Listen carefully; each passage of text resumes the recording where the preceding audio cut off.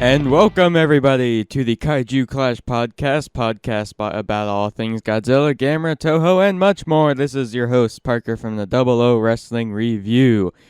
This is the second installment of the franchise of the revolution that is the Kaiju Clash podcast, as I mentioned earlier. So this week, don't worry, I'm going to be on topic. So let's start with some shout-outs. First, the Double O Wrestling Review. If you go to our link, kaijuklashdpodcast.com, you're going to find the Double O Wrestling Review link on the very bottom, and that'll take you to oowrestlingreview.com. And second is Alex String. He is an independent game designer, and he needs your help. Go to kaijuklashdpodcast.com. You're going to find you're going to find a thing that says Help Alex String. You click on that, and that's going to take you to his Patreon page. You can make $3, $6, $10, $15, $20 pledges. He would greatly appreciate that, so go and check it out. It's a really cool page, so it's a definite check out. And something else that's a definite check out is Kaiju Battle Stories. If you go to kaijuklashdpodcast.com, once again, on the far right, you're going to find a tab that says Kaiju Battle Stories. If you've got 10, 20 minutes to spare, if you're just bored, if you enjoy reading, click on that tab. And Duncan, he's an author. He makes great fantasy stories on fantasy battles that you've always wanted to see. There's some good ones he got in there. King Ghidra versus Gigan. You got Hedorah versus Batra. Really good stuff. If you feel like reading for 20 minutes, that's definitely a page you want to check out. So, we got feedback this week. First, coming from the Double O Wrestling Review, a most righteous and awesome podcast. Well done. I agree, and thank you. Next, from Sci-Fi Tokusatsu. Thumbs up, dude. Keep growing and improving. The more kaiju-related casts like this, the better. Thank you. Sci-Fi Tokusatsu. Sorry if I'm butchering that really bad, but they're actually a Facebook page. Yes, they're on Facebook. You should give those guys a check too. It seems like a really cool page. I liked it, and it's a page about all things kaiju like this podcast. So, we got through the feedback. What's going on this week? Is bigger better, monster-wise? Is there a point to where you get so big as a monster that you're going to pretty much become a cartoon? Well, listen to these people. In our topic feedback, first from Phil. No, Godzilla standing twice as tall as the surrounding buildings would be silly. IMO. So, if you're going to send me feedback, I'm not going to be like really picky. I'm still going to read yours, but I don't know what IMO means, so please keep the acronyms at a minimum, please. I mean, I'm not telling you to. If you still send it, I'm probably going to still read it, but it helps me if you actually spell it out, because I don't understand these acronyms. Next, from Duncan. Yes, that's it. Next, from Leo. I think bigger works best for the antagonist. Next, Ian. Is bigger better? Jet Jaguar is probably the answer. He shrunk human size to pilot Kaiju in the comics. I've never read that. That seems really interesting. That'd be really awesome to see. Next, from Doctor. Just go full Gurren Lagann and have Godzilla big enough to throw galaxies. That would be fun, watching him just throw them all everywhere. Next is from Richard. No, not the Double O Wrestling Review Richard, but another Richard.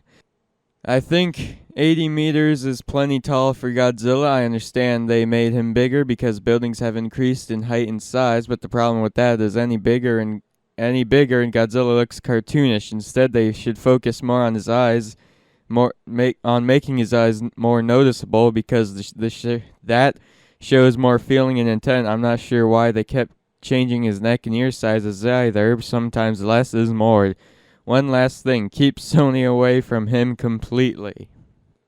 Next, we got Second from Sci-Fi Tokusatsu.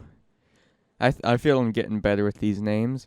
I'd say it depends on the story and its intention with the characters. The Showa series and most of the Millennium series focus more on the characters and their relationships with the monsters in question. While we speak for now for how intentional it is, it seems the smaller the monster, the more intimate the characters' arcs are between them and the characters. This is especially true of films like Frankenstein Conquers the World, where the giants are substantially smaller than most of the Godzilla series monsters. The Gamer trilogy, for most part, featured monsters smaller than the norm in the Heisei Godzilla series. The intertwining monster-human arcs in the Gamera trilogy are arguably some of the most compelling in the entire genre. Meanwhile, the Heisei Godzilla series was more interested in showing what kind of overpowered and godlike forces those monsters were. These movies put the monsters first, and the characters, with a few exceptions, were regulated to spectators, most of them watching monster battles from the safety of a control room. In this case, the monsters became so huge that they often couldn't relate to the humans hiding below. Another thing to keep in mind is that larger monsters typically means less detailed miniatures. For movies like Final Wars, the 100-meter norm felt like a cost-cutting measure to build more plain miniatures and fit as many monsters in the film without spending more on tiny details. So the question I would pose is larger monsters worth sacrificing less in interesting miniatures? And is it possible to create compelling miniatures on an even smaller scale than necessary for 50-80 meter monsters? Well, Shin Godzilla breaks the trend if it features a Godzilla larger than... No, sorry about that. Will Shin Gojira break the trend if it features a Godzilla larger than 108 meters? Well, if you want to get my opinion, we're gonna read a lot more. We got an article here from Cineblend.com. It's about the King Kong size issue, and I'm gonna read it. According to the Hollywood Reporter, over the course of discussions about such a massive crossover potentially happening, one big point was repeatedly brought up that could prove to be an insurmountable obstacle. As huge as the greatest of the great apes is, the King of the Monster is much, much bigger. Godzilla 2 is still in the works, but the tentative plan appears to be, after that happens, King Kong and Godzilla will somehow meet up in the movie series worldwide. Again, this is all contingent on if they can figure out how to continue the size disparity. As it stands, the latest, Godzilla is roughly 350 feet tall. The original incarnation is apparently only 164 feet, while King Kong is generally considered to be around 50 feet tall. Then again, we haven't seen the Skull Island version yet, so perhaps he's a bit bigger than the traditional Kong. Well, I mean, if you're gonna make him bigger, you gotta go full out, man. Cause wow, that's a huge 7 times. King Kong is 7 times smaller than Godzilla today, as of right now. Just think about that as I read this great piece from Lloyd talking about this issue. I asked if I could use this, and he gave me permission, so here we go. For the last few days, we have been debating a remake of King Kong vs. Godzilla, and as always, when it comes to Kong, size matters. However, the photo I have attached is from 1964's Three Giant Monsters Greatest Battle on Earth, aka 1965's Ghidra the Three-Headed Monster, aka Ghidra the Three-Headed Monster. This post will end up with a somewhat reverse of the Kong debate. A lot of members are looking forward to the sequel of Godzilla 2014, and I've brought into the rumors that Rodan, King Ghidra, and Mothra will be in it, so here are some facts prior to the question based upon the Showa and Heisei series. Mothra.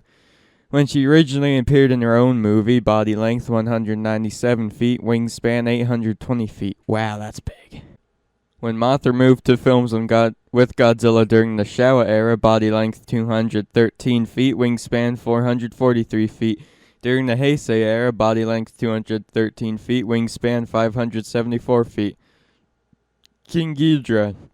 In his first appearance in Three Giant Monsters, Greatest Battle on Earth during the Showa era, height 328 feet, wingspan 492 feet. During the Heisei era, height 492 feet, wingspan 574 feet. Rodan. During the Showa era, Rodan kept its original movie size, height 164 feet, wingspan 394 feet.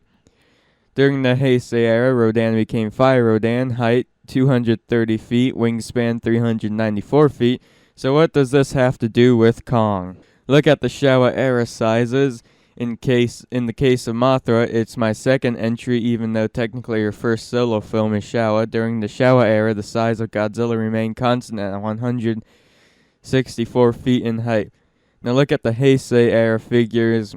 For all three kaiju during the Heisei era, Godzilla started out at the height of 262 feet, but never met any of the other three kaiju. When he did meet them, with his new height, when his new height was 328 feet. Reviewing this and knowing that the current American Godzilla has a height of 355 feet in most postings, my questions: how large would Mothra, Rodan, and King Ghidorah need to be to stay in proper proportions to the American Godzilla? And isn't it possible that all three, but especially King Ghidorah, would be too large as to be truly unbelievable in relationship to the buildings, military vehicles, and people? Fantasy is one thing, but isn't there a point to where size becomes unworkable in the minds of the audience? So, after that posting, after the article, and after the feedback, what in the world does Parker have to think about this? Well, this is what he thinks about this. So is bigger better? Well, the answer is simple. Yet no. No, it's not. First, I probably should mention what I feel are good sizes. I feel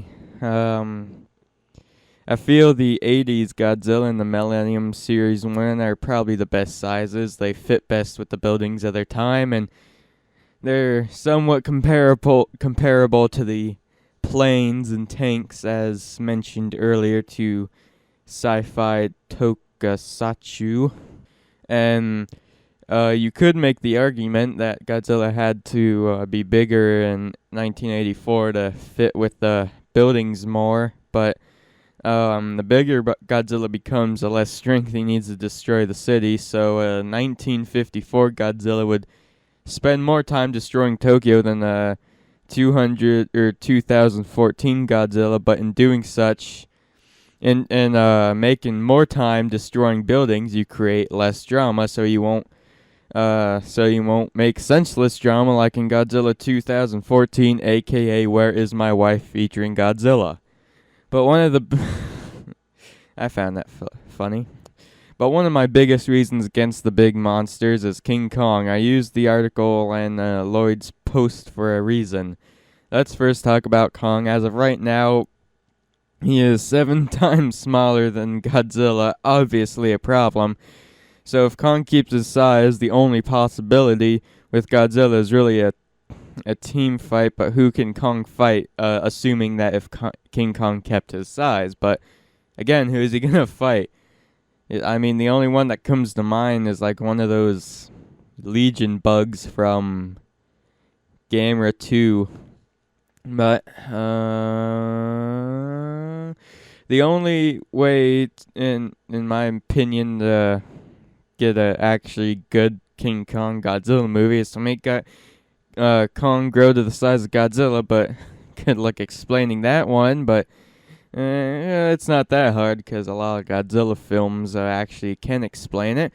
But as Lloyd explained, the proportions to King Ghidorah, Rodan, and Mothra would change to accommodate Godzilla, which I don't have a problem with, except it's bigger. King Ghidorah would have to be bigger than Godzilla by about 50, 60 feet. That's at least over 500 feet if you're going by the 262-foot Godzilla. Now, how do I know for a fact that they're gonna make King Ghidorah bigger? Well, that's just an assumption because trying to keep the accuracy, Godzilla's always been smaller than King Ghidorah, so assuming they're gonna keep the ratio up.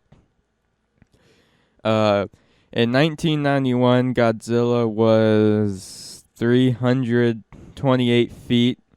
So if you get, alright. Wait, I think I screwed up somewhere in my head. Alright. So, with the math, I have a thing here where I was doing the math. So, how big do you think, height-wise, how big do you think King Ghidorah is going to have to be to compare with the American Godzilla if you were to keep the ratio to keep the accuracy? So, give you a few seconds to think about that one. 3, 2, 1. You ready? 600 feet tall. Now, just think, how big is Godzilla height-wise? Now, put that to King Ghidorah, whatever. That is almost twice the size of Godzilla. Now, I don't know about you, but that is just a plain cartoon. Come on. You can pretty much say goodbye to the buildings. I mean, they're going to be, I don't know. Godzilla can hover most skyscrapers with his size, so King Ghidorah's just gonna. And what about Godzilla? 355 feet to 600 feet. That's obviously an issue. It's not as bad as the Kong issue, but still, nonetheless, King Ghidorah is big enough size to make this a squash match. And I know in the past films, King Ghidorah is larger than Godzilla, and Godzilla wins most of the time. Well, I think he won all the time, going off my memory, but just by the ratio, I mean, the bigger the height, the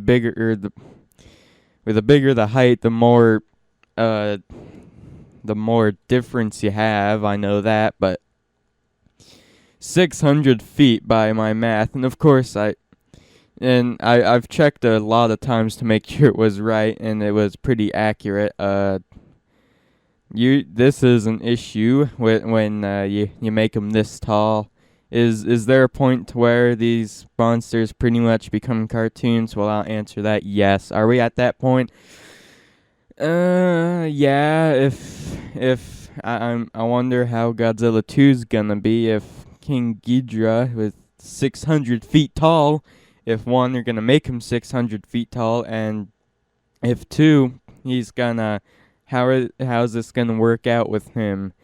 I mean, you could just make him smaller, and then the issue is solved right there. But I mean, this is crazy. They better do something with the 2016 Godzilla, who is even gonna be bigger. So you make a Toho remake of Godzilla vs. King Ghidorah.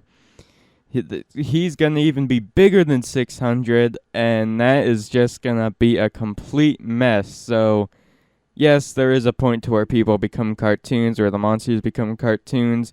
You know, when I think about it, we could be at that point, and we might be beyond it, but I don't know about you, but I just can't get 600 feet out of my head. Now, that's not in the meters, but that's going to be large compared to meters.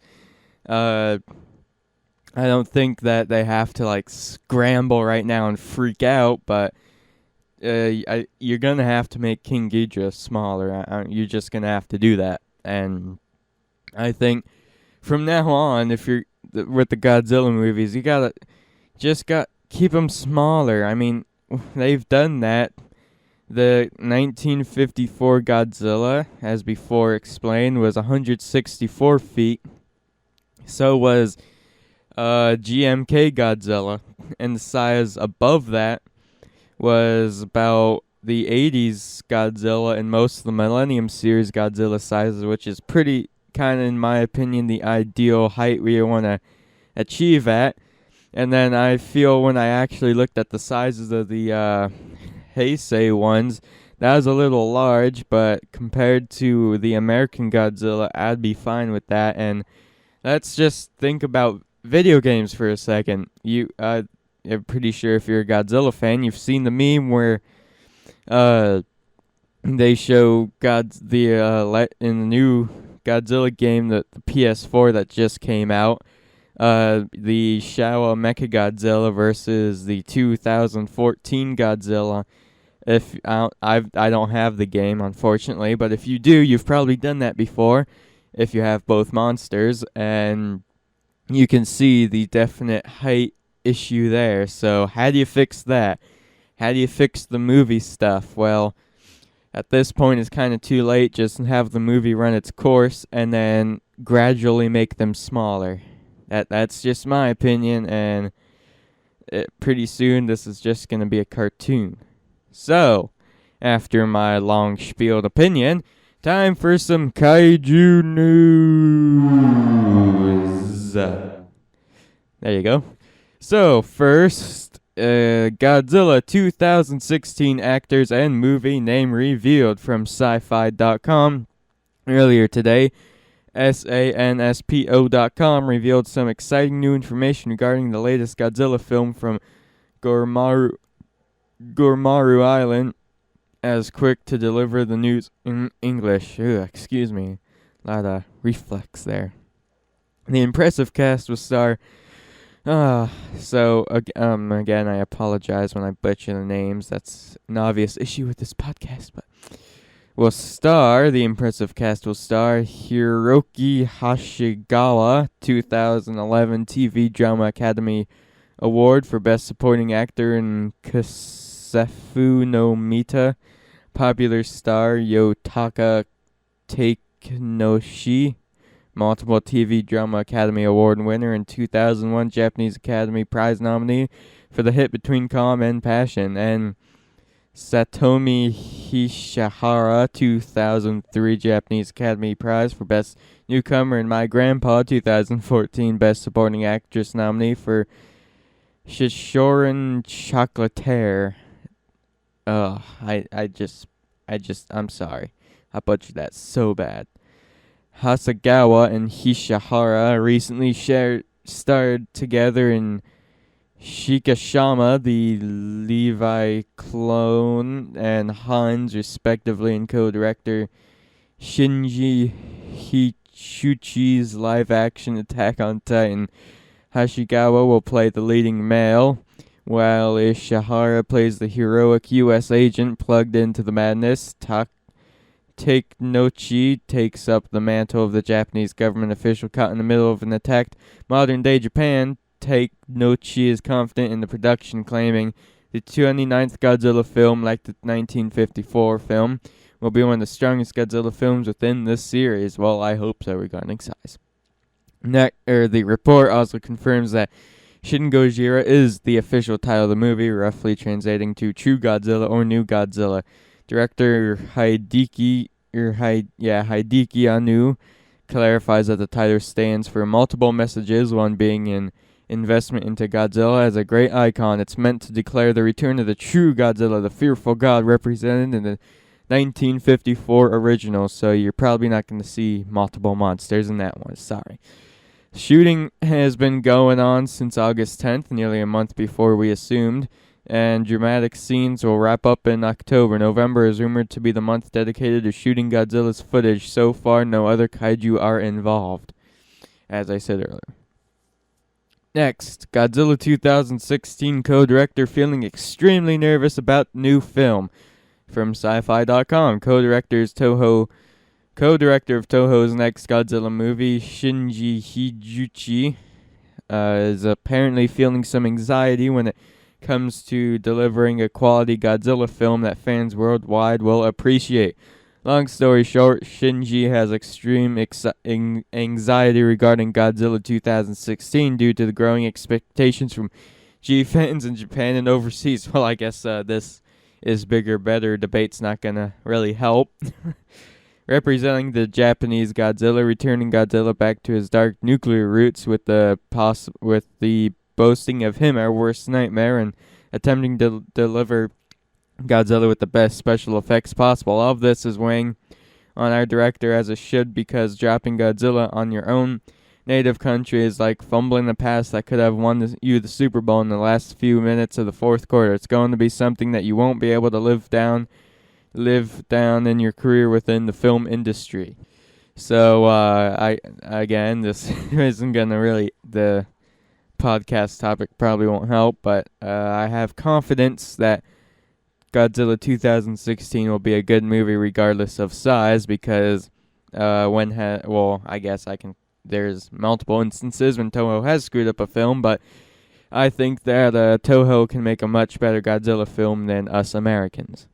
Next, Attack on Titan Godzilla CGI fan-made film from AnimeNewsNetwork.com. Jordan Shang compared the worlds of stop-motion animation computer graphics to create an impressive action-packed Attack on Titan short, while Moonshine Animation created a stop-motion Attack on Titan video in 2013 starring their anime figures battling one another. Shang introduces Mikasa to an iconic monster on a much larger scale. Unfortunately, the video ends before the fight gets started. In the video's description, Shang mentions that the composing stage was very time-consuming, probably because of stop-motion animation, and it's unlikely for another episode to get made without actual funding. Now, I think they'll probably make one, a fan-made one, but there's a lot of people talking about it, so I thought I should talk about it on the podcast. Godzilla Easter egg, question mark from movieplot.com.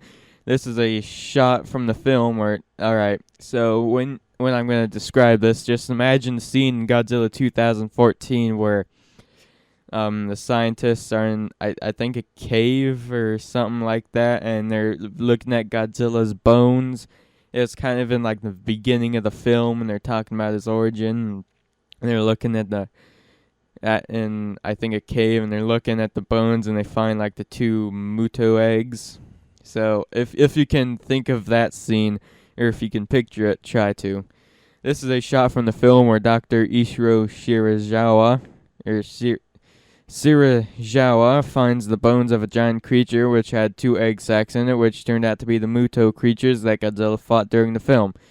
That in itself doesn't appear to be all that remarkable, so that is how they were made. So what? Well, as it turns out, those bones might just have a use later on. So I was reading this, and after that, a Godzilla against Mechagodzilla from 2002, a film poster appears.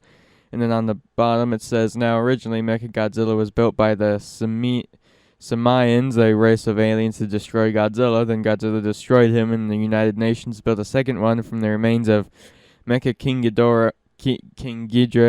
It's a whole thing. You shouldn't ask too many questions, but then a 2002 Toho film, which the poster for is shown above. A new Godzilla emerged, and the Japanese military used the bones of the original from 1954 to create a new Mechagodzilla named Kaiju. Now think carefully. Thus far, we have no bones of the original Godzilla, and we can't even be sure if the films are hinting towards the modern Godzilla being the same as the old one or not, but we do have the bones of this Muto creature. Isn't it possible that the humans will freak out about these giant monsters and put these materials in good use? Isn't it possible they'll make a Kaiju Mechagodzilla-like creature out of these bones?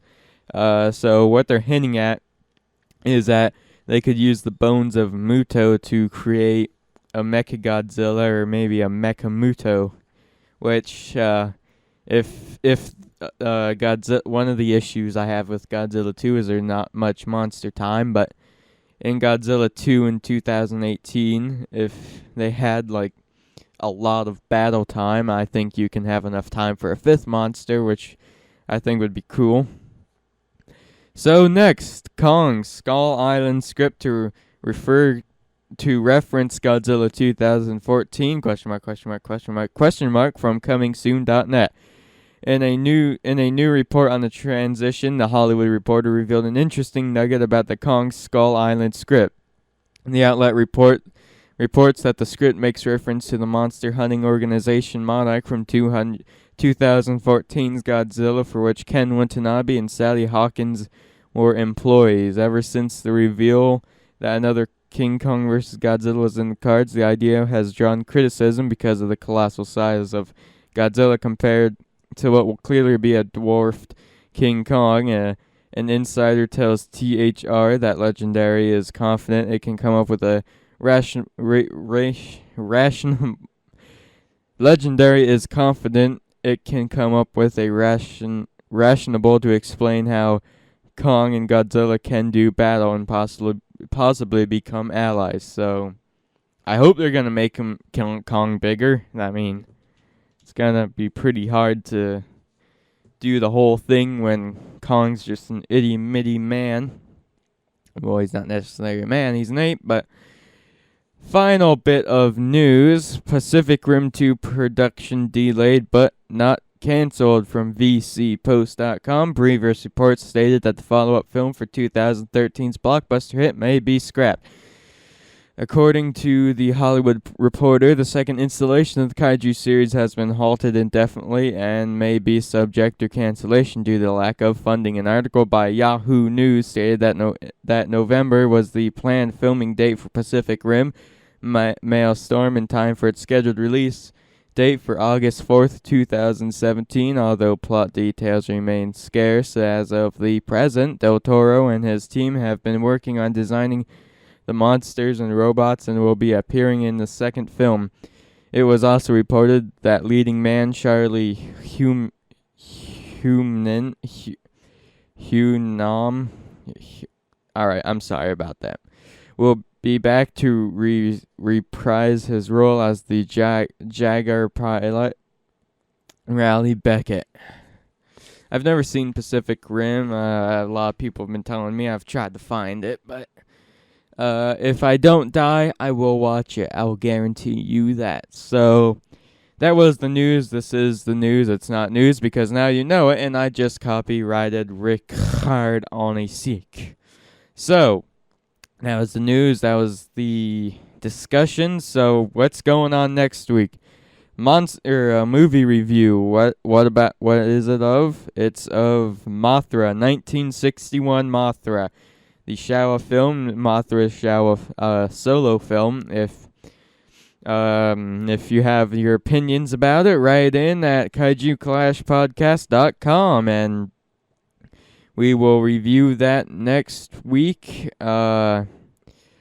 You should, if you have the film, you should watch it yourself so you get it refreshed in your mind, so you're ready for what will be a Friday show, because sorry about I don't know if this podcast episode was sick or not. I hope not. It's probably not the best thing to say on air, but this has been a really hectic schedule for this week, and next week it's gonna be hectic mayhem all around. So I hope I can find time to do the podcast. Don't worry, I will, but it'll probably be a Friday show rather than a Saturday show. So be on the lookout for that. So without further ado, we are on Facebook, KaijuClashPodcast.com, Twitter, the Twitter at Kaiju Revolution. We're on Spreaker, Stitcher, are we on iTunes? I'm not sure. I'm going to have to look into that still.